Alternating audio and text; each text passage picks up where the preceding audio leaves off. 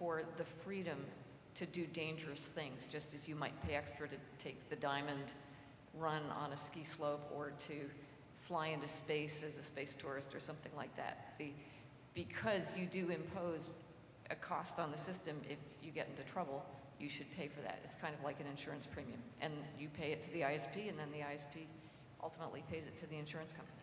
It sounds like a win-win, people paying for insecurity and people paying for security. In the end, I'm sure it'll be both. But you know, from my own personal view, I would pay for a secure system that I could depend on and know that it was not being penetrated, or that my data was not being penetrated at the other end because nobody had confidential information about my credit card. So that would be worth something to me. Okay, thanks. I'd like to ask Stein and Henning at the end of this session to comment on the question about who owns my data, some of these questions of accountability and law. There was another question over here, somewhere in the middle, I think. No? Okay. Yes, here, Kamlesh. Here comes the mic.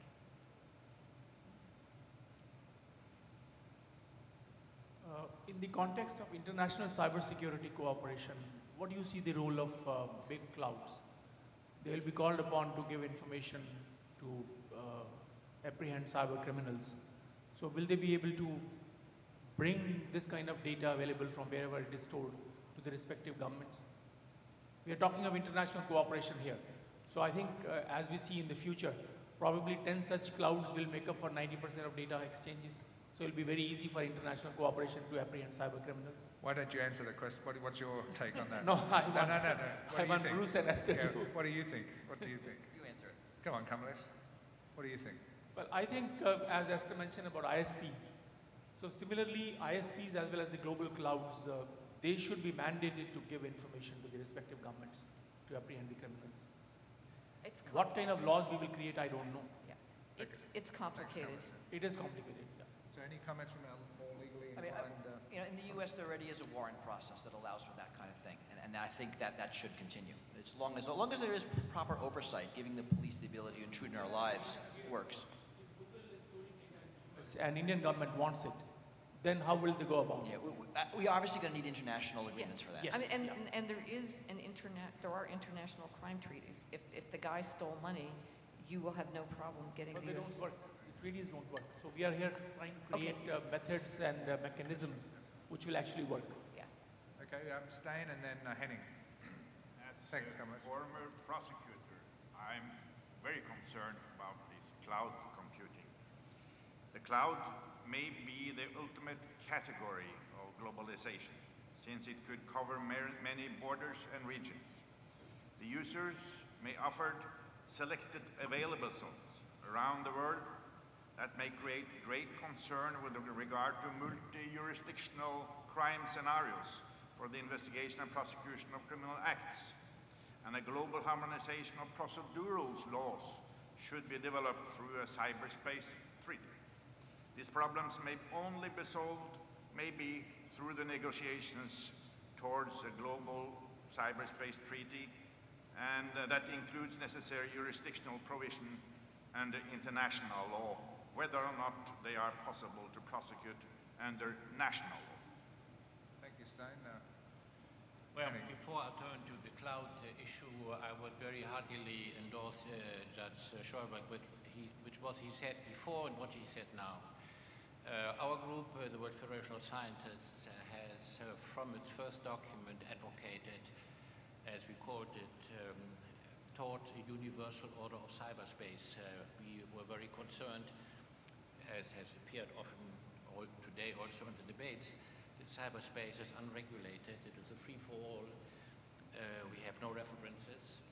And we have, as the judge points out, we have too little harmonization of law for transfrontier law enforcement. So we need, I think, a universal law of cyberspace. We have advocated that since 2001, 2002, and it has found much echo in the United Nations Secretariat, and I hope, Stein, that your initiative will be successful in the long run. Of course, it is a long process of moral suasion, but you can count for certain on our support if that is of any value. Now, for the cloud, I personally think that we are on very dangerous territory with the new migration to the cloud in cybersecurity terms.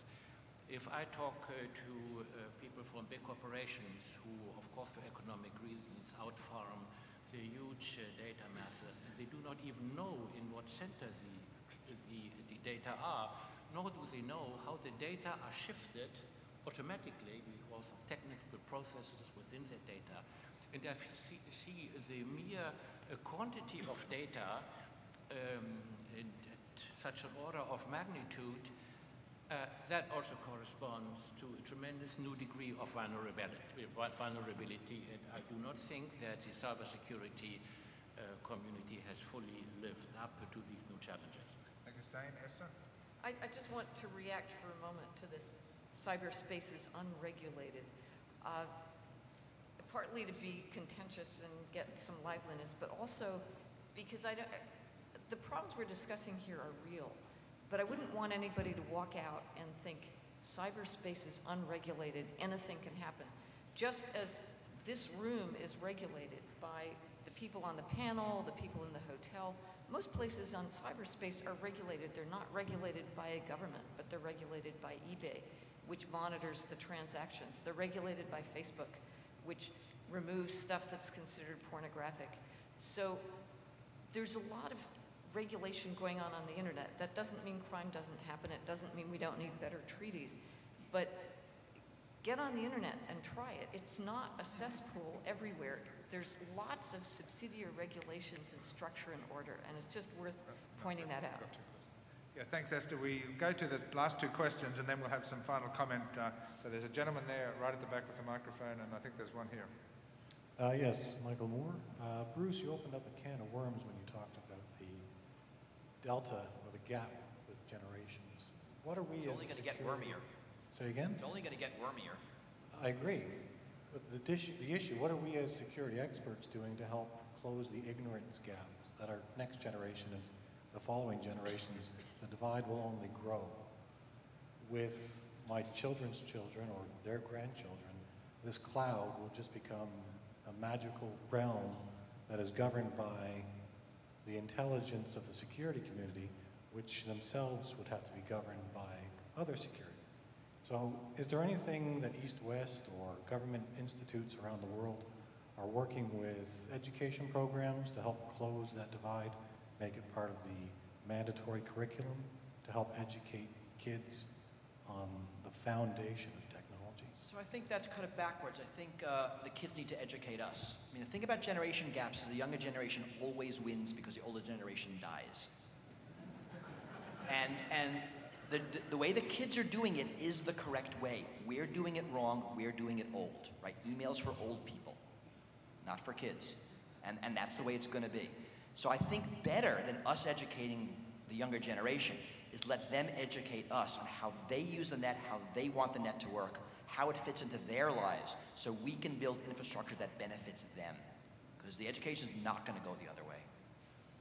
Thanks, Bruce. There was one more question here. Thank you. Robert Miles, Texas Health. One of the fundamental weaknesses that we face as an enterprise level is the software that enterprises are running is 20 years old, and it wasn't built for Web 2.0. And the things that we're seeing come out of the vendor communities today are continuing to come out with bad code. They're coming out with OWASP top 10 vulnerabilities encoded in their software, cross-site scripting, blind SQL injection, and these are things that are being sold as new products.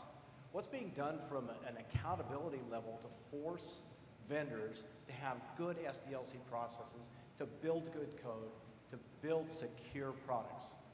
Join a couple of those standards bodies right to the NIH. I mean, get active. It's up to you to complain. You're the customer. Why buy it? Yeah. Thanks. We've got one more questioner coming up, but we need to close off shortly.